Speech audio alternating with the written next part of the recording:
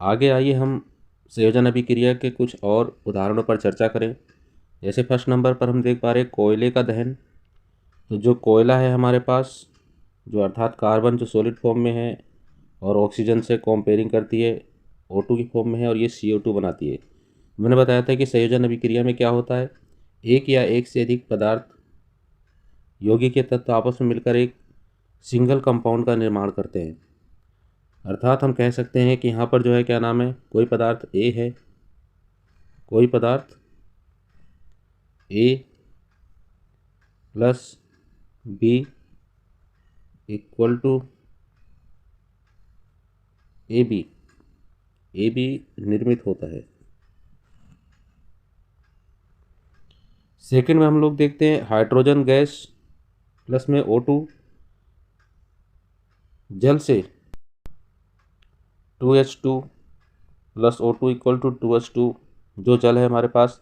सरल शब्दों में हम कह सकते हैं कि जल दो या दो से अधिक पदार्थ या तत्व या यौगिक सहयोग करके एकल उत्पाद का निर्माण करते हैं। ऐसी अभिक्रिया को संयोजन अभिक्रिया कहते हैं। क्रियाकलाप 1.4 में हमने यह भी देखा कि अधिक मात्रा में ऊष्मा उत्पन्न हुई।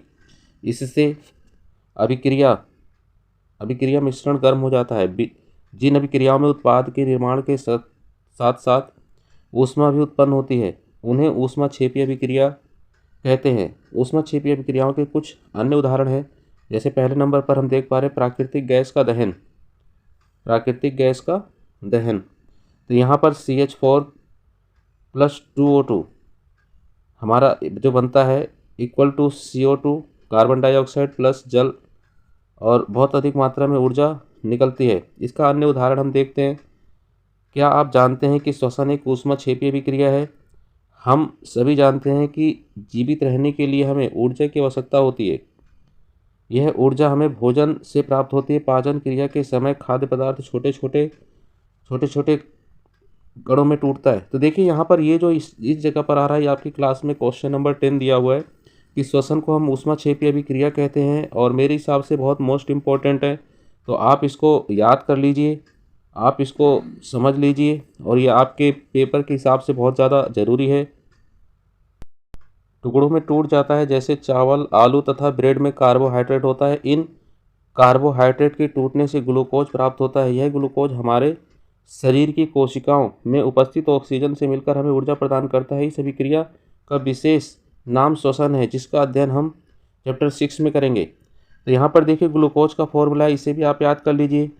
C6H12O6 ये एक्वस छेप की फॉर्म में है, और प्लस में ये 6CO2 ऑक्सीजन से कंपेयरिंग करता है, और आपके पास जो है क्या नाम है 6CO2 छः कार्बन डाइऑक्साइड और प्लस में 6H2O प्रदान करता है। प्लस में ऊर्जा आपको यहाँ पर प्राप्त होती है। थर्ड में देखते हैं साग सब्जियों वनस्पति, जिसे आप द्रव्य कहते हैं, का विघटित होकर कंपोस्ट बनना भी ऊष्माक्षेपी अभिक्रिया ही है। क्रियाकलाप 1 में दी गई अभिक्रिया के प्रकार को पहचानिए, जिसमें एक एकल उत्पाद के निर्माण के साथ साथ ऊष्मा उत्पन्न होती है। आइए अब हम जो है क्या नाम है 1.2.2 वियोजन अपघटन अभिक्रिया अर्थात सेकंड वाली अभिक्रिया के बारे में हम लोग पढ़ते हैं। क्रियाकलाप हमारे पास सेकंड अभिक्रिया है वियोजन, जिसे आप अपघटन अभिक्रिया भी कहते हो। तो क्रियाकलाप 1.5, एक शुष्क क्वथन नली में 2 ग्राम फेरस सल्फेट के क्रिस्टल लीजिए। फेरस सल्फेट के क्रिस्टल के रंग पर ध्यान दीजिए। क्वथन नली को बर्नर या फिर स्पिरिट लैंप की ज्वाला पर गर्म कीजिए, जैसा कि चित्र 1.4 में दिखाया गया है। गर्म करने के पश्चात क्रिस्टल के रंग को पहचानिए। क्या आपने ध्यान दिया कि फेरस सल्फेट के विलयन को हरे रंग में परिवर्तन हुआ है? सल्फर के दहन से उत्पन्न उस अभिलाक्षणिक या विशिष्ट गंध को भी आप सूंघ सकते हैं। तो यहाँ पर आप देख पा रहे हैं, जैसे आपके पास आयरन सल्फेट को दिखाया गया है, और यह ऊष्मा अर्थात इसको गर्म किया जाता है, और आपके पास जो है फेरिक ऑक्साइड निर्मित हो रही है, और उसके बाद सल्फर डाइऑक्साइड आपके पास निर्मित हो रही है और प्लस में आपके पास SO2 भी निर्मित हो रहा है। आप देख सकते हैं कि सभी क्रिया में एकल अभिकर्मक टूटकर छोटे छोटे उत्पाद प्रदान करते हैं। यह अभिक्रिया वियोजन अभिक्रिया है, क्योंकि इसमें टूट रहा है तो इसे भी हमें थोड़ा याद कर लेना है। गर्म करने पर फेरस सल्फेट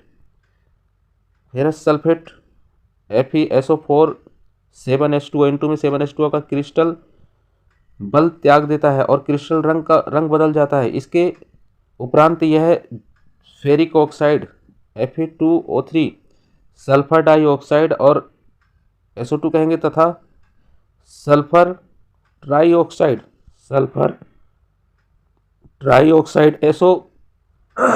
SO2 में वियोजित हो जाता है। फेरिक ऑक्साइड ठोस है जबकि SO2 तथा SO3 गैस है।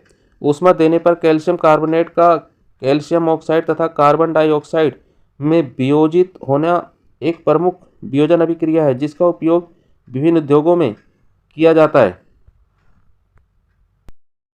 कैल्शियम ऑक्साइड को चूना या बिना बुझा हुआ चूना कहते हैं। इसके अनेक उपयोगों में से एक उपयोग सीमेंट के निर्माण में होता है। ऊष्मा के द्वारा की गई वियोजन अभिक्रिया को ऊष्मीय वियोजन कहते हैं। तो ये हमारे पास जो है ब्रिग्टन अभिक्रिया का फर्स्ट प्रकार आ गया, फर्स्ट टाइप आ गया, फर्स्ट भाग, जिसमें कैल्शियम कार्बोनेट, जिसे चूना पत्थर कहते हैं, और इसे जब गर्म किया जाता है, हीट करा जाता है, तो यह कैल्शियम ऑक्साइड जिसे आप बुझा हुआ चूना प्लस में CO2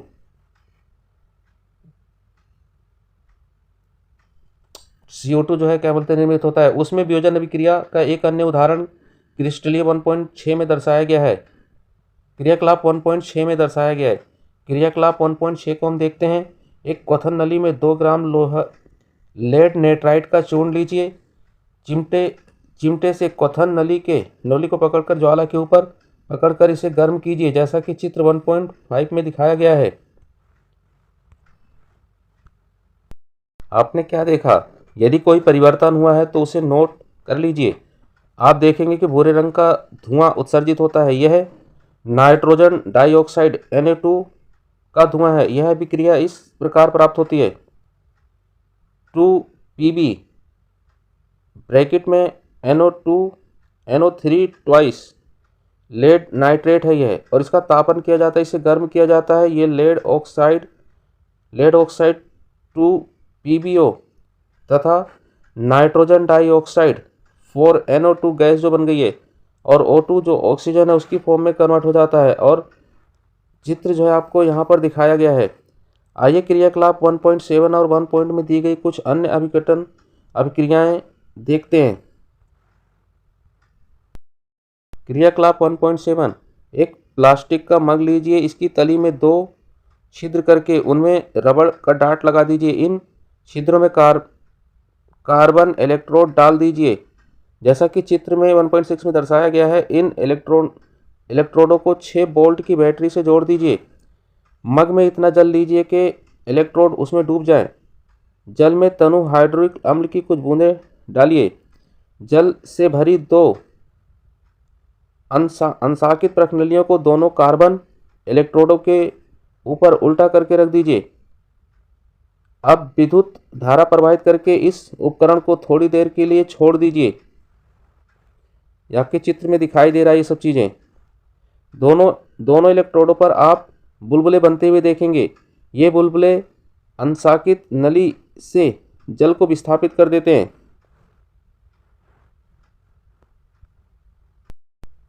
क्या आपने दोनों प्रश्नलियों में एकत्रित गैस के आयतन समान हैं? जब दोनों प्रश्नलियों गैस से भर जाए तब उन्हें सावधानीपूर्वक हटा लीजिए। एक जलती हुई मोमबत्ती को दोनों प्रश्नलियों के मुंह के ऊपर लाकर इन गैसों को जांच कीजिए। सावधानी, इस चरण को शिक्षक द्वारा सावधानीपूर्वक किया जाना चाहिए। दोनों स्थितियों में क्या होता है? दोनों प्रश्नलियों में कौन कौन सी गैसें उत्पन्न होती हैं? आइए हम लोग अब नेक्स्ट जो है क्रियाकलाप का अध्ययन करते हैं। क्रियाकलाप 1.8। यहाँ पर हमें जो है चाइना डिस्क में 2 ग्राम सिल्वर क्लोराइड लीजिए। इसका रंग क्या है ऑब्जर्व कर लीजिए। इस चाइना डिश को थोड़ी देर के लिए सूर्य के प्रकाश में रख दीजिए, जैसा चित्र 1.7 में दर्शाया गया है। थोड़ी देर पश्चात सिल्वर क्लोराइड के रंग को देखिए, चित्र में दर्शाया गया आपके।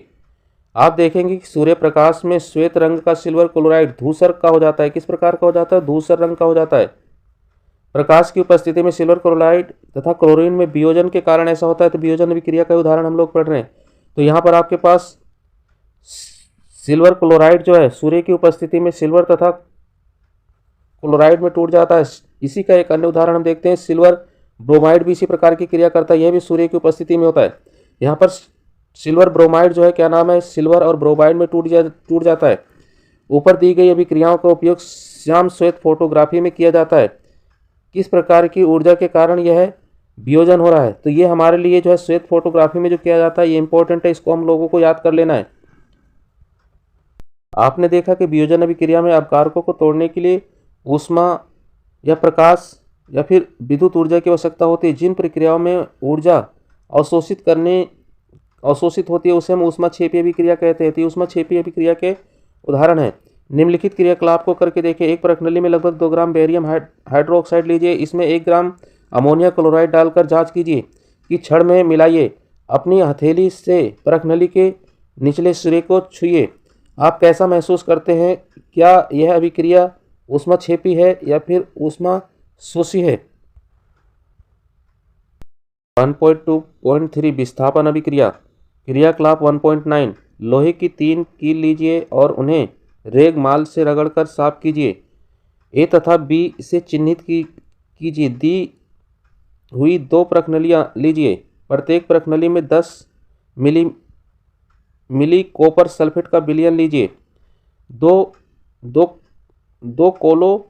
किलो को धागे की सहायता से बांधकर सावधानीपूर्वक प्रणाली बी के कॉपर सल्फेट विलयन में लगभग 20 मिनट तक डुबो कर रख दीजिए, जैसा चित्र 1.8 में दर्शाया गया है।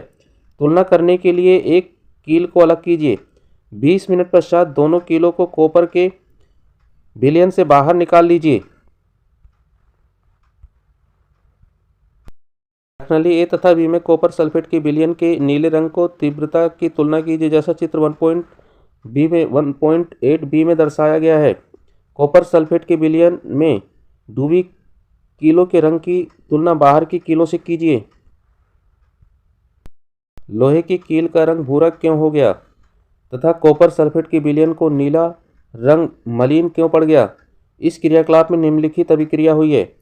जो आयरन है वह सल्फ्यूरिक अम्ल से रिएक्शन करता है, क्योंकि यहाँ पर आयरन जो है अधिक रिएक्टिव है और जो कॉपर है कम रिएक्टिव है, कम क्रियाशील है। तो यहाँ पर जो है आयरन सल्फेट बनता है और प्लस में कॉपर उससे विस्थापित हो जाता है। इस अभिक्रिया में लोहे ने दूसरे तत्व कॉपर सल्फेट के विलयन से विस्थापित कर दिया है या हटा दिया है। इस अभिक्रिया को विस्थापन अभिक्रिया कहते हैं। विस्थापन अभिक्रिया के कुछ अन्य उदाहरण हैं आपके पास, जैसे जिंक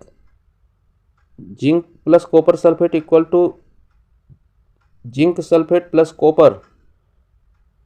सेकेंड है आपके पास Pb प्लस कॉपर क्लोराइड।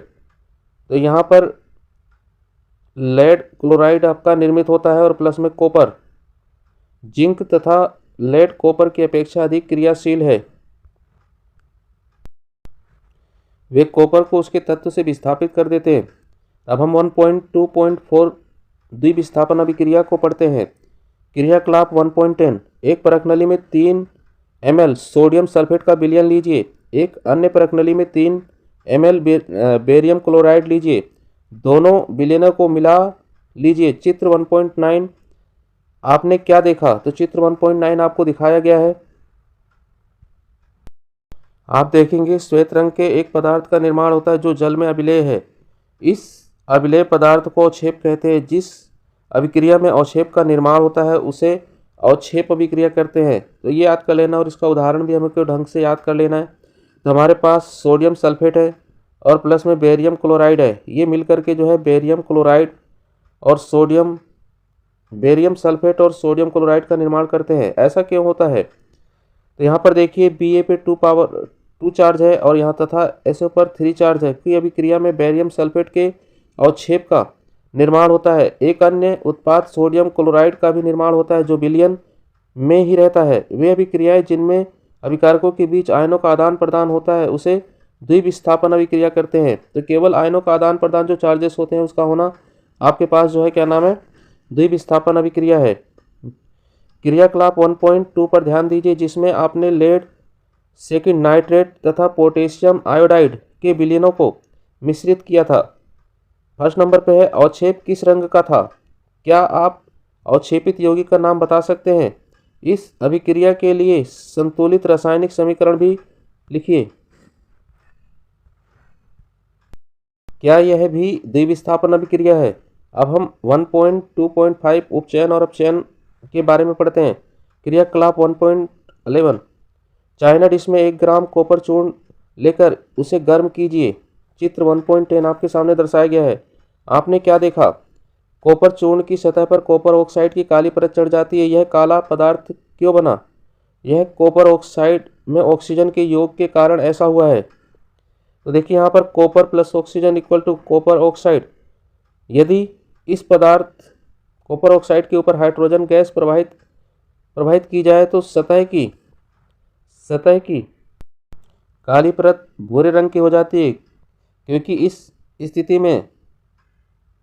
के उपरांत विक्रिया संपन्न होती है तथा कॉपर प्राप्त होता है।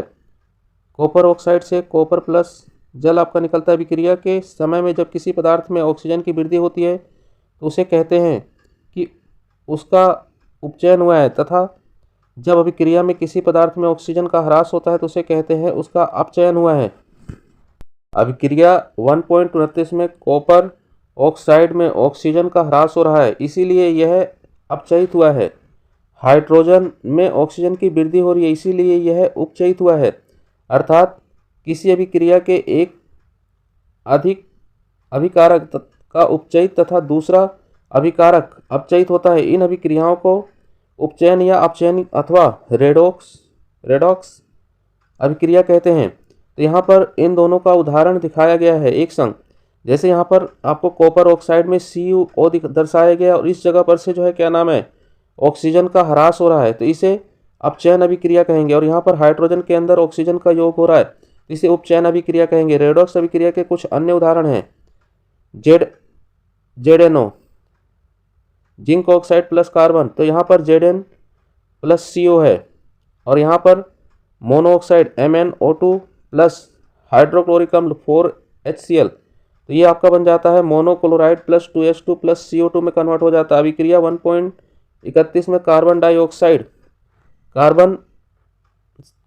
कार्बन मोनोऑक्साइड तथा जिंक ऑक्साइड अपचयित होकर जिंक उत्पन्न करते हैं। अभिक्रिया 1.31 में अभिक्रिया 1.32 में हाइड्रोक्लोरिक क्लोरीन में उपचयित तथा मोनोऑक्साइड मोनोक्लोराइड में अपचयित हुआ है। ऊपर के उदाहरणों के आधार पर हम कह सकते हैं कि यदि किसी अभिक्रिया में पदार्थ का उपचयन होता है तब उसमें ऑक्सीजन की वृद्धि होती है या फिर हाइड्रोजन का ह्रास होता है। पदार्थ का अपचयन होता है जब उसमें ऑक्सीजन का ह्रास या फिर हाइड्रोजन की वृद्धि होती है। क्रियाकलाप 1.1 पर ध्यान दीजिए जिसमें एक चमकदार ज्वाला के साथ मैग्नीशियम रिबन का वायु में दहन होता है तथा श्वेत चूर्ण पदार्थ प्राप्त होता है। मैग्नीशियम ऑक्साइड में परिवर्तित हो जाती है। इस प्रक्रिया में मैग्नीशियम का उपचयन होता है, यह अपघटन अभिक्रिया है। 1.3 क्या आपने अपने दैनिक जीवन में उपचयन अभिक्रिया के प्रभावों को देखा है? 1.3.1 संक्षारण।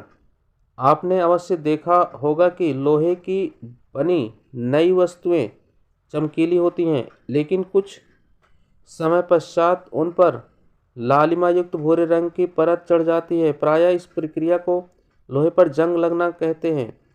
कुछ अन्य उदाहरणों में भी ऐसा परिवर्तित होता है। क्या आपने चांदी तथा तांबे पर चढ़ने वाली परत के रंग पर ध्यान दिया है? जब कोई धातु अपने आसपास अम्ल, आर्द्रता या फिर आदि के संपर्क में आती है तब संक्षारित होती है और इस अभिक्रिया को संक्षारण कहते हैं। चांदी के ऊपर काली परत व तांबे के ऊपर हरी परत चढ़ना संक्षारण का उदाहरण है। संक्षारण के कार के ढांचे, पुल, लोहे की रेलिंग, जहाज तथा धातु विशेषकर लोहे से बनी वस्तुओं की बहुत क्षति होती है। लोहे का संक्षारण एक गंभीर समस्या है। क्षतिग्रस्त लोहे को बदलने पर हर वर्ष अधिक पैसा खर्च होता है। अध्याय 3 में आपको संक्षारण के बारे में अधिक जानकारी प्राप्त होगी। 1.3.2 विकृत गंधिता के बारे में अब हम लोग पढ़ते हैं। वसायुक्त तथा तेलीय खाद्य पदार्थ जल लंबे समय तक रह जाता है तो उसका स्वाद या गंध कैसी होती है? उपचयित होने पर तेल एवं वसा विकृत भी हो जाते हैं तथा उनके स्वाद तथा गंध भी बदल जाते हैं। प्राय तेलीय तथा वसायुक्त खाद्य सामग्रियों में उपचयन रोकने वाले पदार्थ, जिसे हम प्रतिऑक्सीकारक, मिलाए जाते हैं। वायुरोधी बर्तनों में खाद्य पदार्थ रखने के उपचयन की गति धीमी हो जाती है। क्या आप जानते हैं कि चिप्स बनाने वाले चिप्स को कैसी थैली में से ऑक्सीजन को हटाकर उसमें नाइट्रोजन जैसे कम सक्रिय गैस से युक्त कर देते हैं ताकि चिप्स का उपचयन ना हो। आइए हम लोग जो है क्या बोलते हैं, अपचयन और उपचयन के क्रियाओं को अपनी नोटबुक में रिकॉर्ड करते हैं और वहाँ पर समझते हैं। हेलो बच्चों, आइए हम देखते हैं अभी जो है उपचयन और अपचयन को समझते हैं। तो देखिए, आपके पास जो है क्या नाम है, उपचयन क्या होता है। उपचयन क्या होता है? तो उपचयन के अंतर्गत क्या होता है, आपके पास जो ऑक्सीजन होती है, ऑक्सीजन में वृद्धि होती है। ऑक्सीजन में क्या होती है? वृद्धि होती है। और जो हाइड्रोजन होती है, हाइड्रोजन में ह्रास होता है। ह्रास का मतलब होता है कमी, ह्रास होता है, तो उसे हम उपचयन अभिक्रिया कहते हैं। और इसी के विपरीत बिल्कुल अपचयन अभिक्रिया क्या है? अपचयन अभिक्रिया क्या है?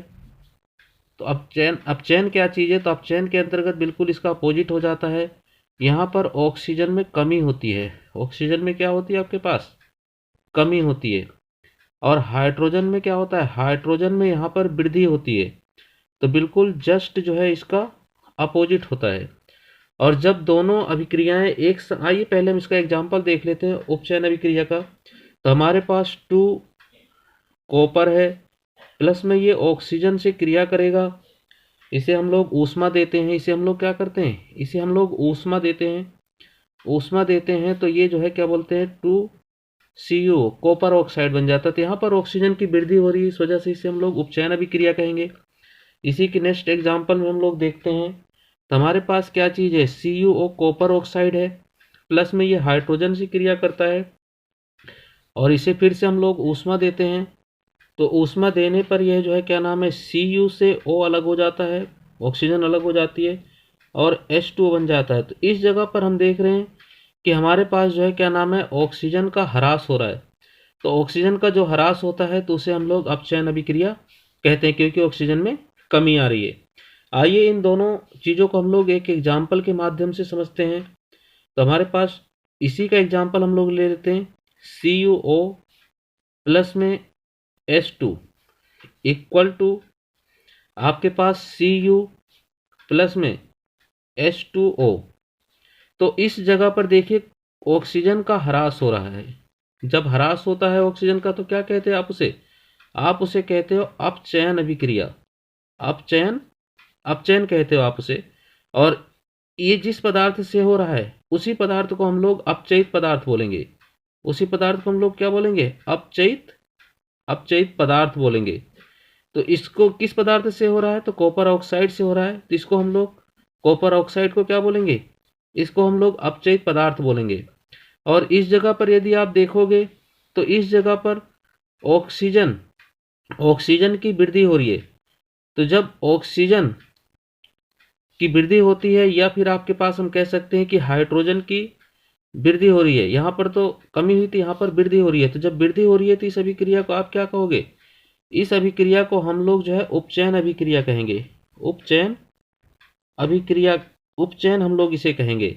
और ये किस पदार्थ में हो रहा है? तो ये आपके पास हाइड्रोजन में हो रहा है। तो हाइड्रोजन क्या चीज़ है आपका? ये उपचयित पदार्थ है, उपचयित पदार्थ है। और आइए हम नेक्स्ट में आगे और एग्जाम्पल के माध्यम से समझते हैं। तो हमारे पास और एग्जाम्पल हैं, जैसे हम अपनी स्क्रीन पर और एग्जाम्पल को देखते हैं। तो यहाँ पर देखिए क्या नाम है, हम Zn जिंक ऑक्साइड को लेते हैं और इसे कार्बन से करवाते हैं और इसको ऊष्मा प्रदान करते हैं। तो ऊष्मा पे देखिए क्या होगा, आपके पास एक Zn बनेगा और प्लस में CO कार्बन मोनोऑक्साइड बनेगा। तो यहाँ पर फिर से ऑक्सीजन का ह्रास हो रहा है। तो जब भी ऑक्सीजन का ह्रास होता है तो हमेशा अपचयन अभिक्रिया होती है, अपचयन होता है आपके पास। और इसमें अपचयित पदार्थ कौन सा होगा, तो ZnO होगा। तो आपका अपचयित पदार्थ कौन सा यहाँ पर, अपचयित पदार्थ कौन सा यहाँ पर, ZnO। किससे अपचयित हो रहा है, ZnO से। और इसमें कार्बन में आप देखोगे तो कार्बन के अंदर ऑक्सीजन का योग हो रहा है। तो जब ऑक्सीजन का योग होता है फिर वृद्धि होती है तो सभी क्रिया को हम लोग उपचयन कहते हैं। और इसमें कौन सा पदार्थ है, सी है, सी के संग। तो सी क्या चीज आपका, उपचयित पदार्थ है। सी क्या चीज आपका, सी उपचयित पदार्थ है, उपचयित पदार्थ है आपके पास। आइए एक और उदाहरण को हम लोग लेते हैं और समझते हैं। तो हमारे पास MnO2 मोनोऑक्साइड प्लस में 4HCl है। और ये आपके पास कंपेयरिंग करके, तुलना करके MnCl2 प्लस 2H2O और उसके बाद आपका जो है क्या नाम है, Cl2 प्लस में Cl2 का निर्माण करता है। 30 जगह पर से फिर से ऑक्सीजन का ह्रास हो रहा है। तो सेम वही प्रक्रिया है, अपचयन हो रहा है। और अपचयित पदार्थ कौन सा है, तो MnO2। ये आपका अपचयित पदार्थ है, अपचयित पदार्थ है। और यहां पर हम देख रहे हैं इस जगह पर हाइड्रोजन में ऑक्सीजन की वृद्धि हो रही है। तो जब ऑक्सीजन की वृद्धि हो रही है तो इसको हम लोग उपचयन कहेंगे। और इसके अंदर किसके अंदर हो रही है, आपके पास 4HCl के अंदर हो रही है। तो इसे हम लोग क्या कहेंगे, इसे हम लोग जो है क्या नाम है, उपचयित पदार्थ कहेंगे, उपचयित पदार्थ कहेंगे। तो आप मेरे चैनल के संग जुड़े रहिए, लाइक करिए, सब्सक्राइब करिए। वीडियो देखने के लिए धन्यवाद।